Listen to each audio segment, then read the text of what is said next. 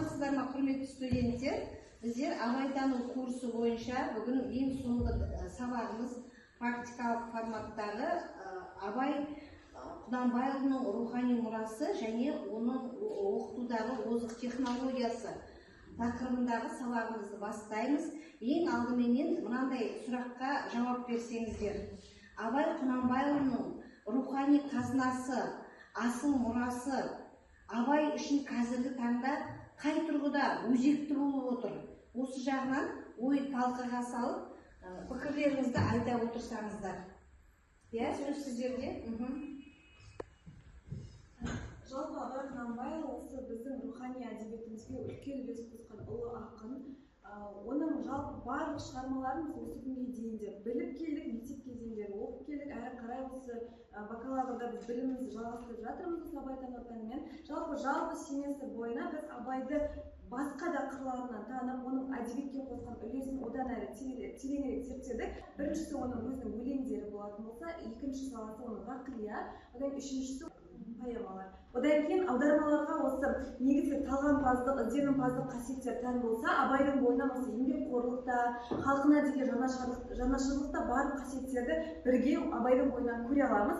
Соған байланысты оның көптеген өлеңдерін, шығармаларымыз әлі күнге дейін осы жанымызға жалау етіп, одан кейін шығармаларынан білімге қатысты, халықты ойлауға қатысты түрлі идеялар, ойларды ала аламыз.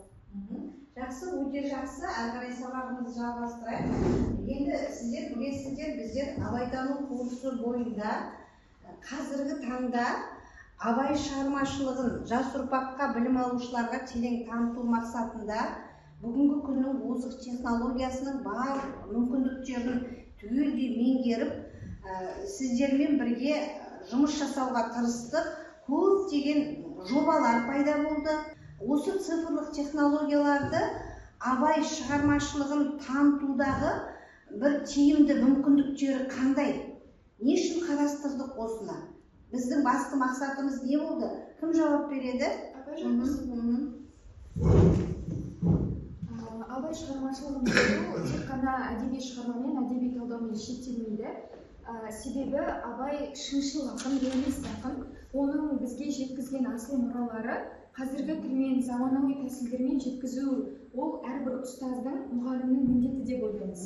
Енді біз Абай шығармашылығын заманауи тәсілмен қалай жеткізе аламыз? Ол әрине соңғы уақыттарда пайда болып келе жатқан, даму үстінде болып тұрған бағдарламалар арқылы жеткіземіз. Мәселен, Canva жүйесі арқылы Абайдың постерін қорғауымызға болады. Немесе Абайдың қара сөздерін жай ғана сөз арқылы емес, арнайы анимациялық қыз және жаз деп әртүрлі анимациялық бейнелермен жеткізсек болады. Сондай-ақ соңғы уақыттарда Luma, Artsteps сияқты бағдарламалар арқылы Абайдың шығармашылығын жан-жақты толықтырып жеткізе аламыз. Бұл заманауи тәсілмен жеткізу бір жағы оқушыларды қызықтыра түсіп, одан әрі тақырыптың кең түрде ашылуына әсер етеді деп ойлаймыз. Өте жақсы. Шындығында да қазіргі жас ұрпақ көзін тырнап ашқаннан ұялы телефонды қолына алады. Ұялы телефон тек қана қарым-қатынас құралы емес, пайдалана білген адамға небір жаңашылдықты меңгертудің жолы. Қазіргі таңда жасанды интеллектіні қолданбайтын адам кемде-кем. Білім саласында, ағарту саласында жүрген.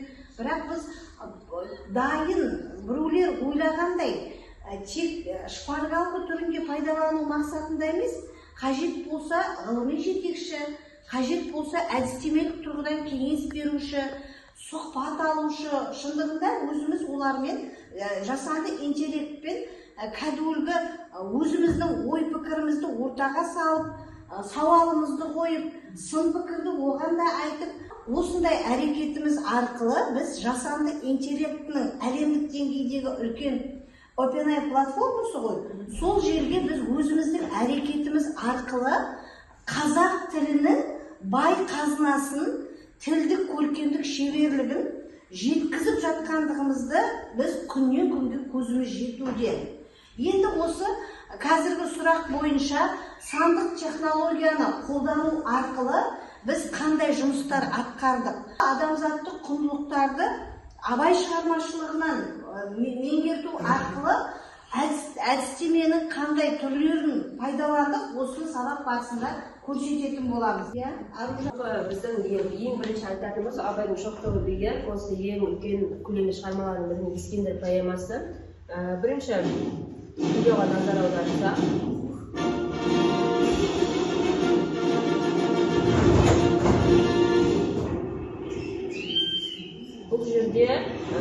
бұл жерде біз төрт түрлі платформаны қосылысы арқылы, яғни басында жаңа сіз көріп өткен мына басында біз UMAI платформасы арқылы қолдандық. Яғни ол жерде біз өзімізге қажетті бейнені, мысалы аттың үстінде шауып келе жатқан жауынгер, немесе тақ үстінде отырған бір патшаның бейнесін беретін болсақ, дәл осы платформа, UMAI платформасы арқылы кез келген бейнені, ол 5 секунд және 10 секундтық бейнені осылай ала аламыз.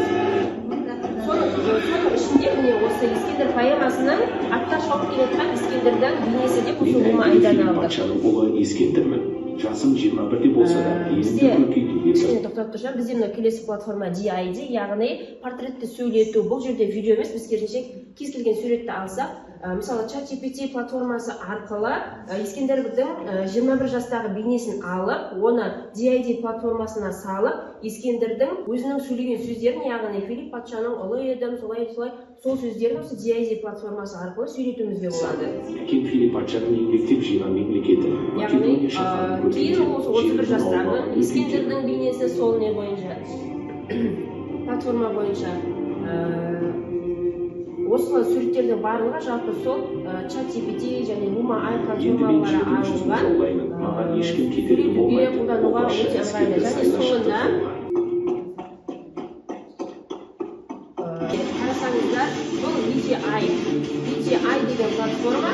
Бұл платформа арқылы, мысалы қазіргі кезде TikTokта барлығында болып жатқан іс-әрекеттер, жалпы өзімізге керек, пайдалы ақпараттардың барлығын алып, бұл жерде біз UMAI, DID, VGI және осылардың барлығын біріктіріп монтаждауға бізге CapCut приложениесі қажет болды. Бұдан шығатын түйін, қазіргі жас ұрпақ мысалға қадалып кітапты оқып отырмауы мүмкін. Бірақ біздің мұғалім ретінде, оқытушы ретіндегі басты міндетіміз оқушының қызығушылығына орай қалайда жұмыс жасатуға негіз беру, мотивация беру. Небір жақсы жасанды интеллект болсын, небір технологияны жетік меңгерсе, осы жағынан жұмыс жасау үшін ол бәрібір Ескендір поэмасын оқуға мәжбүр болады. Ескендірдің анимациялық портретін жасайтын болса, Ескендір қандай образ? Оны бәрібір тереңдетіп, кітаптан іздеп қарап, Абай шығармашылығымен танысуға, ол өзінен өзі жұмысқа келеді екен, жұмыстанады екен. Сондықтан біз осы озық технологияның бар мүмкіндігін өте жақсы пайдаланып отырмыз. Ендігі келесі бір жоба бізде платформа бізде графика жасау, яғни Абайдың шығармашылығы немесе өмірбаяны туралы біз хронологиялық кесте жасай аламыз. Яғни мысалға мына жерде алатын болсақ, 1889 жылы Абайдың өлеңдері алғаш рет Дала уәлаяты газетінде жарияланды. Бұл жерде міне Дала уәлаятының газетінің суретін де беруге болады. Яғни бұл жерде және қай жыл бұрын болғанын да көрсетіп береді, яғни 136 жыл бұрын деп көрсетіп тұр. Келесі мысалы 1942 жылы Мұхтар Әуезовтің Абай жолы роман эпопеясының бірінші кітабы жарық көрді.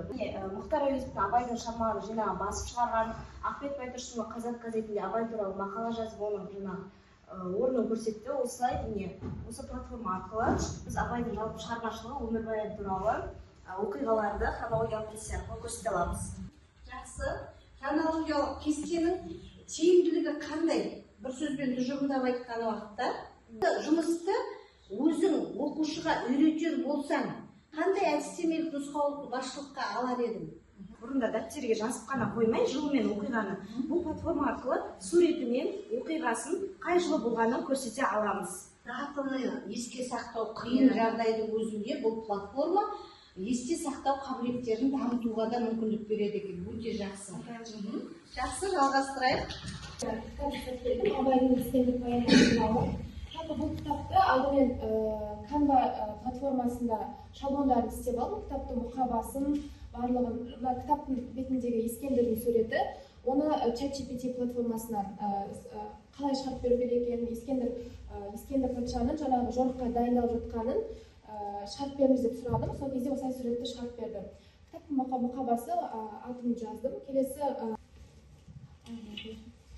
жалпы бірінші бетінде алғы сөзін жазып бердім. Ескендір поэмасы туралы Абайдың жоқтығы поэмалардың бірі. Әр бөлімдерін осылай жанында сурет қойып, жаңа Canva платформасында шаблонмен жасауға болады. Осылай бірінші бөлім Ескендірдің суреттерін жаңа бұнда ChatGPT платформасынан алдым. Жоқтағы суреттері. Сосын Абайдың суретімен поэманың негізгі идеясы қандай екенін, жаңағы Ескендірдің поэмасын, Ескендірдің жаңағы суреттерін көрсеттім. Жалпы ең тиімді платформалардың бірі балаларға да сабақ оқуға ыңғайлы кітап арқылы.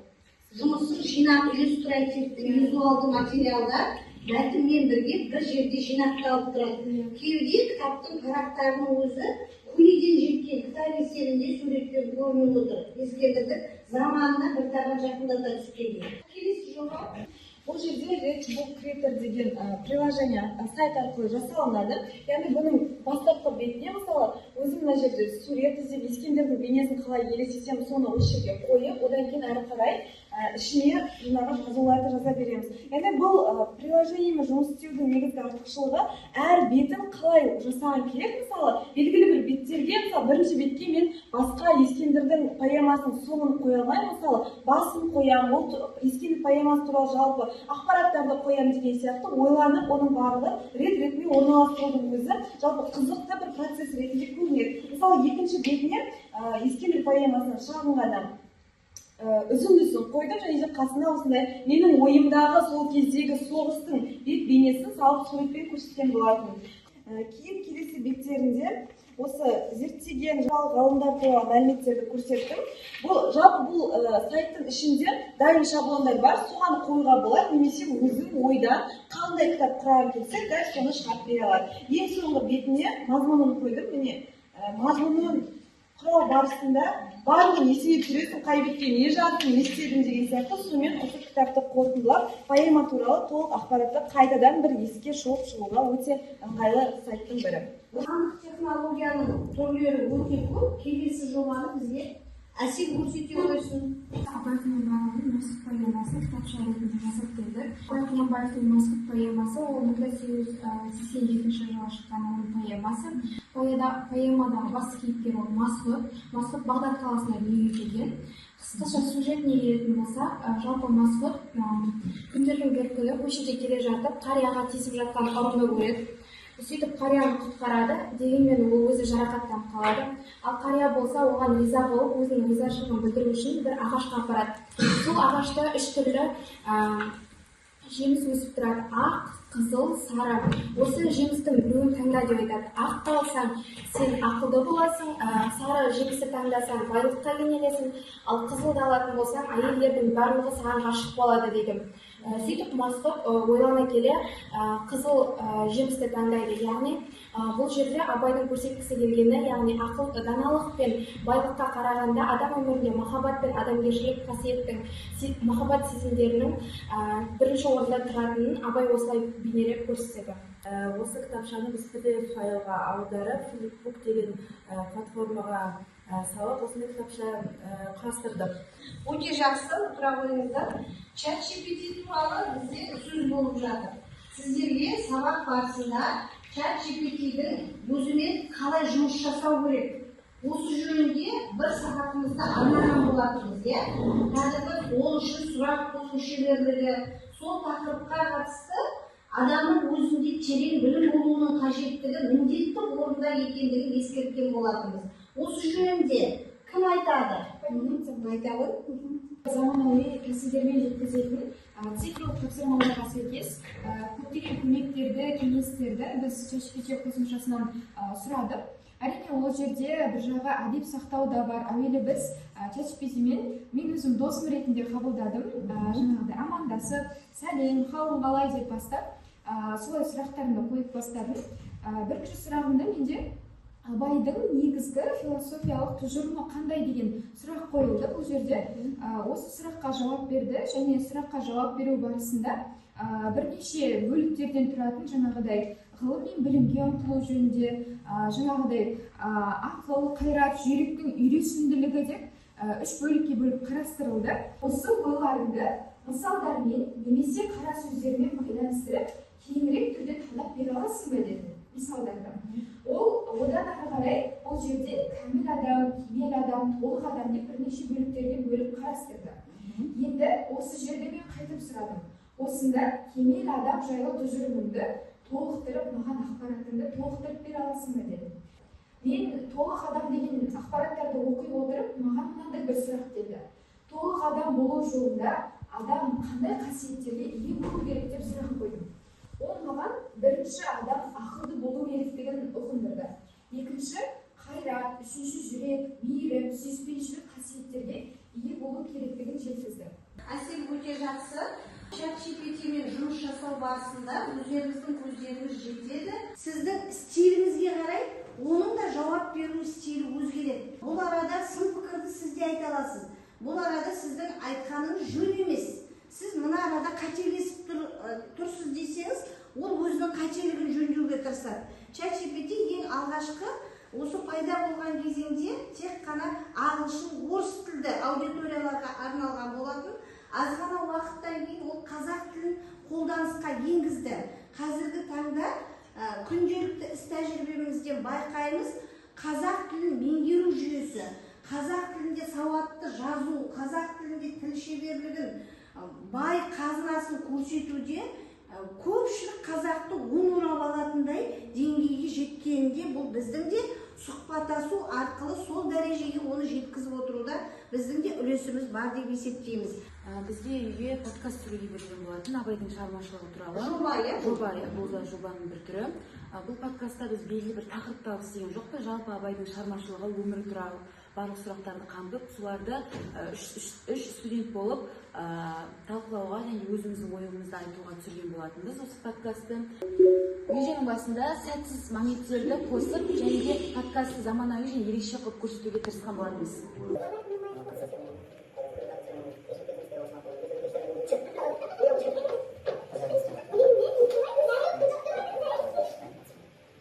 Бұл подкастымыз біздің CapCut приложениесі арқылы жасалған болатын. CapCut приложениесін қолдансаңыздар, оның ішінде мүмкіндіктер өте көп. Біз ол жерде бүйтіп белгілі бір образды сақтап, қақшиып қатып отырмадық.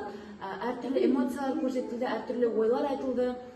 Ерекше сәттер көп болды осы подкаст түсіру барысында. Еркін форматта болды. Өте жақсы. Жалпы бізде топтың студенттері барлығы бірдей подкаст түсірген болатын. Бірнеше жоба шықты, әртүрлі аудиторияда, және ол подкасттардың көпшілігі YouTube каналына да жүктелген болатын. Абайдың өмірі мен шығармашылығы жайында викториналық ойын түрінде көптеген жұмыстар жасалған болатын. Келесі біздегі жұмыс түрі жоба, ол біздегі эмодзи жобасы. Мен осы тұста оқушыларға осы Абайдың өлеңдерін, сол ішінде философиялық өлеңдерін толық түсіндіру мақсатында, өлеңдердің мазмұнын толық меңгерту мақсатында осы Абайдың сол ішінде философиялық өлеңдерін іріктеп таңдап алған болатын. Бұл платформаның, бұл жобаның бір ерекшелігі, әрбір өлеңге сәйкес оқушыларға ребус түрінде беріледі және ойлануға уақыт беріледі. Жаңағы бұл жерде өлеңнің мазмұнына сәйкес осы суреттерді ChatGPT платформасы арқылы өзім бағыт-бағдар беріп, осындай стильде, осындай дизайнер жасап бер деп ChatGPT-де көмекке алдым. Дананың жобасы Біздің подкастымыздың аты орта болды, яғни Абай және қоғам деген тақырыпты өзекті мәселені алған болатынбыз. Біз осы подкастты түсіру барысында, яғни бізге Абай нұсқаулық берген болатын, яғни подкастты түсіру ережелері. Ол жақта дыбыс, свет және тағы да басқалардың түсу жарықтығының барлығы бізде қамтылды деп ойлаймыз. Көп дейтін программаға ұқсайтын бэнд дейтін программамен монтаждаған болатынбыз. Ол жақта көптеген жаңағы функциялар бар, немесе тағы да басқалары бізді осы видеомызды жарық етуге көмектесті. Біз мысалы жаңағы екі программа болды, сол екеуінің эффектілерін біріктірдік, олардың барлық мүмкіндіктерін қолдандық деуге болады. Сол кезінде Абай айтып кеткен қоғам өзінің дертінен арылды ма, әлде қазіргі жастарда әлі сол дертпен келе жатыр ма, және қазіргі таңда абайдың сол кезеңде айтып кеткен қара сөздері әлі күнге дейін өзекті ме, сондай-ақ кезіндегі сол Құнанбайдың тәрбиесі қазіргі жастарға керек пе деген сияқты өзекті тақырыптарды қозғадық. Және осы подкастымыздың соңында да дәл солай аяқтаған болатынбыз. Абай Құнанбаев айтпақшы, мен жастарға өзім мұра қалдырдым, әркім өзіне керегін, өзіне қажетті білімін алсын деп. Біз де дәл сондай осы подкастымызды көрген адам өзіне жақсы ой түйсінбен осы подкастты түсірді. Жақсы, өте жақсы. Сәния? Мен осы қазір көрсететін, яғни Абайдың шығармасы, төбелес шығармасының бірі Ескендір поэмасын комикс стилінде жасаған болатын. Назар аударсаңыздар.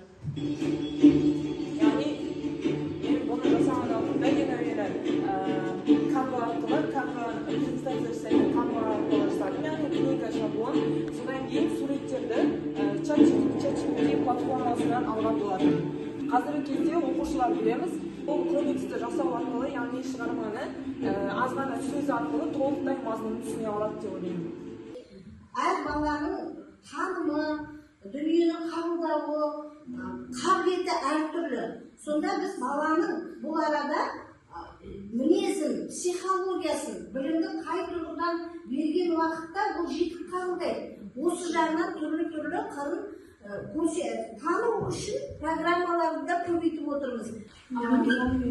Жайби платформасы арқылы видео істедім. Бұл видеоны істеу үшін үш түрлі приложениені қолдандым. Ең бірінші, мен бұл суретті Гуглдан алдым. Сол алған фотома Иншат бағдарламасы арқылы осындай жазуларын жазып, бірінші дұрыстап алдым, содан кейін музыканы қостым өзім.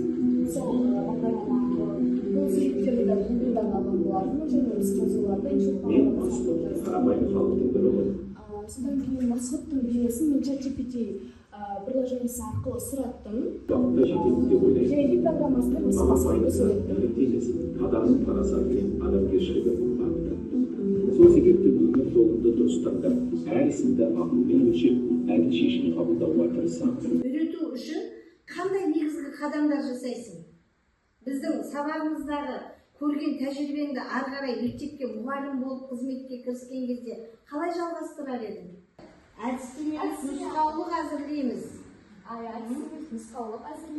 Әдістемелік нұсқаулықтың да үлгісін көрсете кетсек, яғни біз қадам-қадаммен платформаны қалай табамыз, қалай тіркелеміз, терім бөлімін қалай пайдаланамыз, ақылы бөлімге қалай өтіп кетпеу керек, яғни соңғы нүктесіне дейін ең алдымен әдістемелік нұсқаулықты әзірлеп, балалардың жұмысын сабақ барысында теориялық бөлімнен бөлек осындай шығармашылық қосымша сабақтарда үйретуге тырысамыз екен. Жаңа барлығы жасап кеткен тапсырмаларды енді біз балаларға, жалпы халыққа қалай жеткіземіз? Енді ол тапсырмаларды бәріміз көру керек. Сондықтан осындай Instagram пост жасадым. Ең бірінші бізге берілген тақырып қазіргі жастарға Абайдың этикалық қағидалары. Яғни жаңа апай өзі айтып кеткендей, біз қандай жолмен болса да осы балаларға білімді жеткізуіміз керек. Сол үшін Instagram пост, яғни адамдар отыратын, қолданатын желі Instagram болғандықтан, Instagram желісі арқылы осы Абайдың қағидаларын, Абайдың сөздерін жеткізіп, насихаттаған болатын. Ең алдымен TikTok желісі арқылы Абайдың суреттерін қойып, және артына Абайдың өзі шығарған өлеңін қойып, видео жасадым да, астына өзімнің осылай ойымды, осы тақырыпқа байланысты өзімнің ойымды, сөзімді жазған болатын. Өте жақсы. Қазір әлеуметтік желіні тек түрлі бір хабарлама жасау үшін емес, TikTok желісінен болсын, Instagram'нан болсын, тіпті Pinterest жүйесінің өзінен қажетті суреттерімізді аламыз, мұғалімдер өзара тәжірибелерін бөлісіп, видео нұсқаулық жасап жатады. Яғни әлеуметтік желінің өзін біз пайдалы жағынан өзімізге нәтижелі жұмыс болатындай қарастыруымыз қажет екен. Бұл жұмыс соның дәлелі. Жақсы, әрі қарай біздерде сабақ барысында барлық тақырып бойынша инфографикалар жасалды. Инфографика туралы тәжірибесімен Аружан бөліскісі келіп отыр. Инфографика, Canva және VSTI түрлі платформалар арқылы жасалынады. Соның бірі Canva арқылы жасалған түрі. Ерекшелігі яғни бірізділік. Екіншісі ол әдемі, яғни әдемі, көрнекі, түрлі түстердің үйлестіруі. Және үшінші сол, мысалы оқушыларға осы инфографиканы көрсетер болса, оларға бір жағынан қызық, бір жағынан оларға осы инфографикамыз қызық деп те ойлаймын. Осы арқылы олардың сабаққа деген қызығушылығы артады. Және солардың осылардың қағаз түрінде шығарғандар бар, яғни түрлі түсті осындай инфографиканың түрлерін жасай беруімізге болады. Барлығы дайын дизайндар, өзіміз тек мәліметімізге қойсақ болады. Яғни бұл арада мәтіндегі негізгі түйінді ойлап, тұжырымдалып беріледі екен. Сөздер барлығы осы арқылы береміз. Өте жақсы. Енді біздің осы жұмысымыздың барлығы студенттер өздеріңіз білесіздер, абайтану курсы басталғаннан қандай тақтаға жүйеленіп салынды, тағы да қандай әлеуметтік желіні пайдаландық.